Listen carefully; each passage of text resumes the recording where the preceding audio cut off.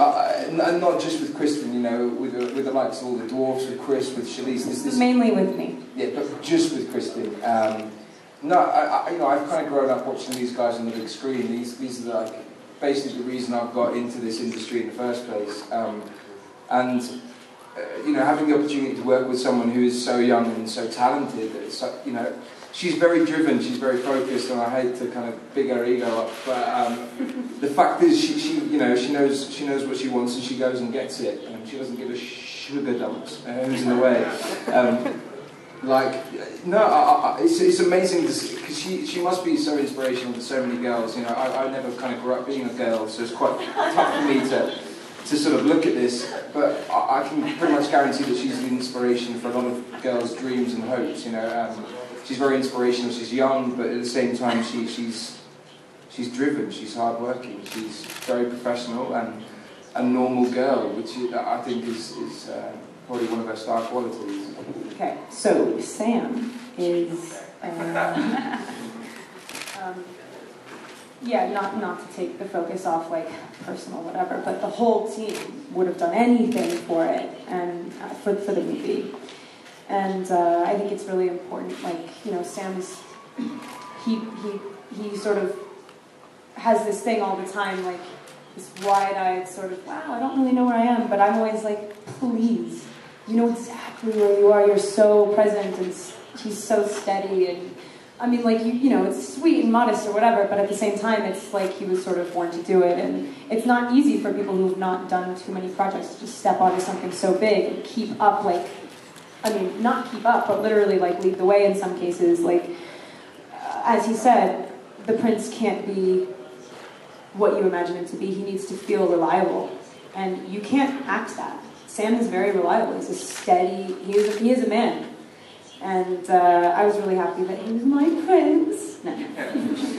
And he's really funny and stuff, so it's fun to be on set with someone like that. And what was your favorite scene from the movie?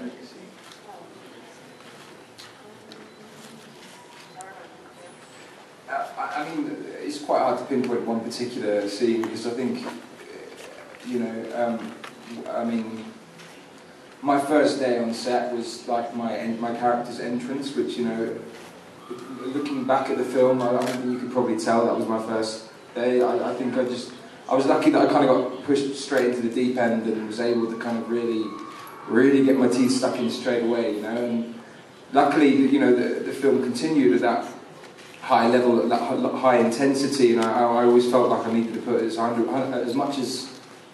effort into every other scene as I did for that one particular scene. It was very physically demanding, mentally straining, but you know, and the other scene personally, I think, because it's the only scene that I really actually talked in, was the scene that I had with Kristen, which, you know, I don't want to ruin anything if people haven't seen it, but walking through the forest, that for me was a great opportunity to kind of play at something that wasn't the norm, you know, it wasn't normal, and yeah, it was just it was thrilling for me to be able to sort of, I don't know, play around with sort of character like that. I think my favorite scene was actually the one that tortured me the most. We threw out and rewrote 500 versions of the big rousing speech at the end of the movie, and I think at the end of the day, it probably doesn't even make sense. It just feels right. It just sort of explodes out of somewhere that existed from a place that had experienced everything in the movie. It was the last thing that we shot. And so I think it was really important that we had walked every mile. And it felt so good. I mean, it didn't feel silly to me. It didn't feel silly to say, you know, who will be my brother? And have a bunch of men actually want to stand behind you and follow you. Like that. The original version of the speech always was very straightforward and very much like an imitation of something you've heard before. It was very Bravehearty, and we are not Braveheart.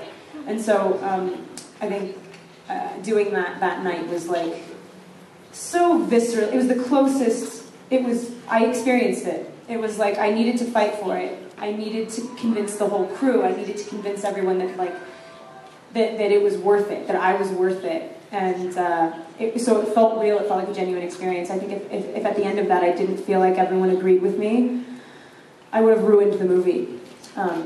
And that would have killed me. Seriously, just going back to what I was saying about how driven Kristen is and how talented. Basically, that was the coldest night, I think, in English history. It was absolutely freezing.